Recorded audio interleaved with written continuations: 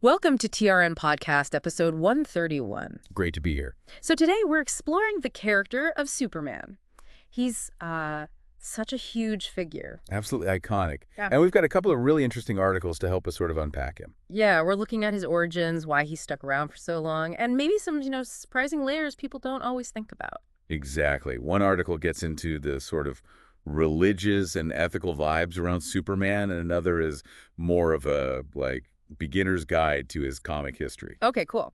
So the mission, basically, is to figure out why Superman still matters after, nearly a century. Pretty much. We want to highlight some key things maybe folks don't know and point them towards stuff they could look into more if they're interested. All right, let's get into it. Superman's beginnings. Born Kal-El on Krypton, we all know that bit. Right, the classic origin. But then raised on Earth as Clark Kent by the Kents, Jonathan and Martha. And they raised him Methodist. Mm-hmm. Which is already an interesting layer. But here's the kicker for me, created by two Jewish teenagers. In Cleveland, back in the 1930s. Yeah, that blend is fascinating right from the start, isn't it? Kryptonian, Methodist upbringing, Jewish creators. It really is. You wonder how much of that initial, maybe unintentional mix contributed to his broad appeal later on. That's a great point. Did they even realize how universal he might become? Probably not at first. And he was huge, especially middle of the 20th century. That 1950s TV show cemented him for a whole generation. Oh, definitely. A household name. George Reeves, right. Lots of nostalgia there. Yeah. But then, maybe his star faded a little with the whole Marvel movie explosion. I think that's fair to say.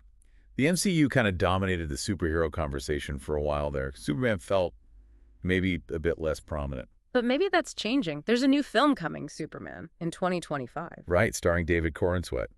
And what's interesting there, he's actually the first Jewish actor to play Superman in a major movie. Huh. Full circle in a way. Back to those roots. Sort of, yeah. It could really bring him back into the spotlight. Let's talk about his core values. The articles mention goodness, compassion, hope. Seems pretty fundamental.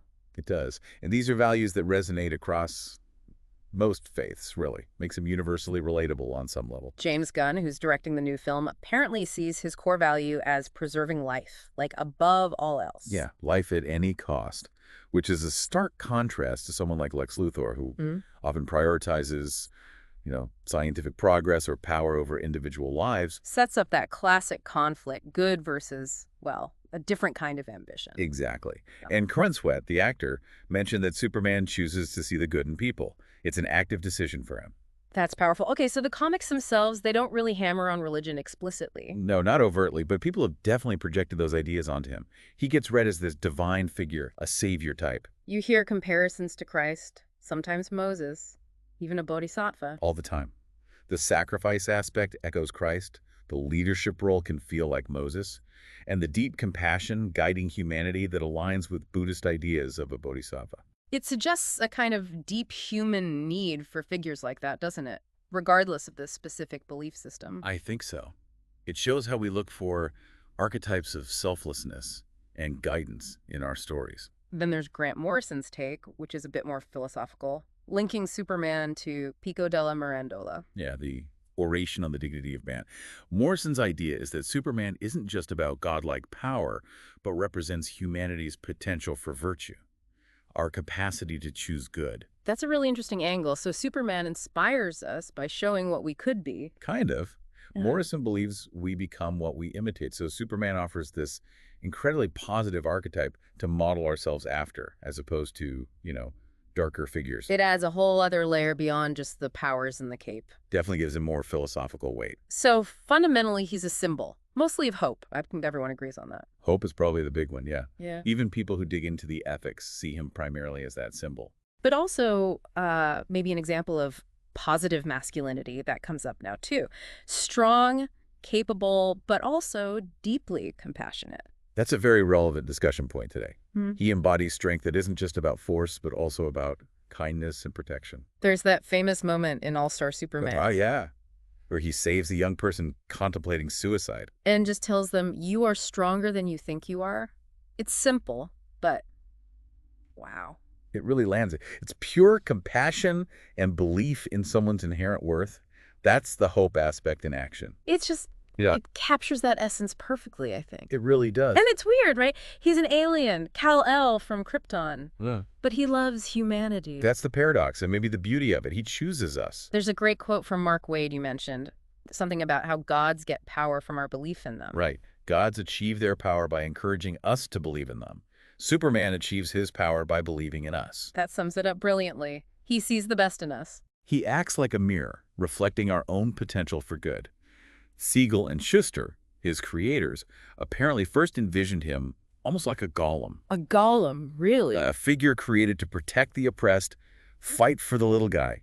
That protective instinct, wanting humanity to reach its potential, is core to him. Protecting us so we can reach that potential, setting an example. Exactly. Let's talk identity. Gene Luen Yang, who wrote Superman comics and is Chinese-American, he connected with the dual identity thing. Yeah, deeply. Having both a Chinese name and an American name, he felt that mirrored the Kal-El Clark Kent split, that feeling of navigating two worlds. It shows how different people can find their own connection points with the character, doesn't it? Absolutely. And Yang's graphic novel, Superman Smashes the Klan, uses Superman to tackle racism and identity head-on.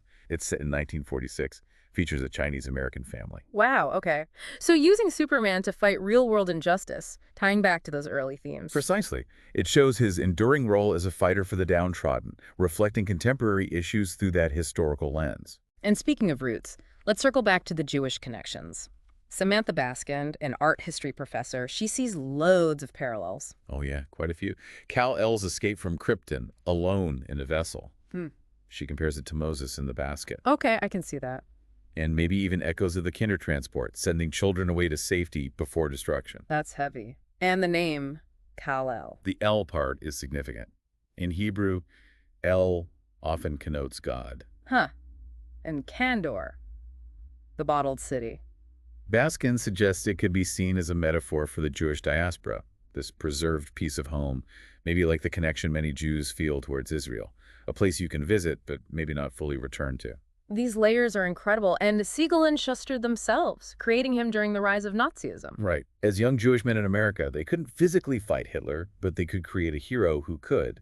Some of the very early comics literally have him punching Nazis on the cover. So he was, in a way, their response to the evils they saw in the world. A powerful form of cultural resistance channeled into this new medium of comic books. But he appeals beyond specific religious groups, too, right?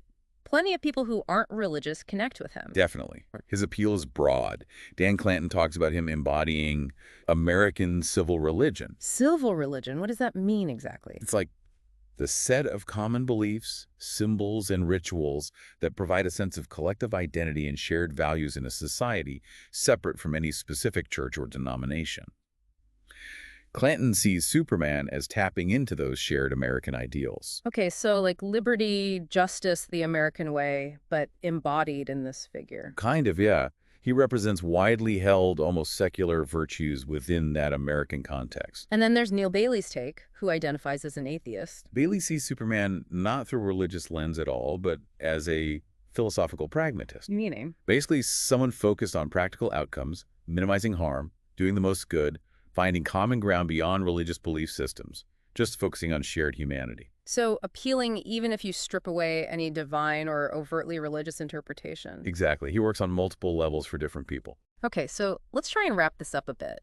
We've seen Superman emerge from this really unique mix of cultural influences. Kryptonian, American, Methodist, Jewish. Yeah. Quite the cocktail. And embodying these core values, hope, compassion, protecting life, that lead to all these different readings, religious symbol, philosophical ideal, champion of justice. Representation of human potential, positive masculinity, a mirror for our best selves. It's a lot. It really is. He's incredibly layered. The interpretations just keep coming, adapting to the times. So a final thought maybe for our listeners to chew on. Considering all this, his creation, his ethics, how everyone from theologians to atheists interprets him, what do you think is the most lasting, the most relevant part of Superman's story for us today?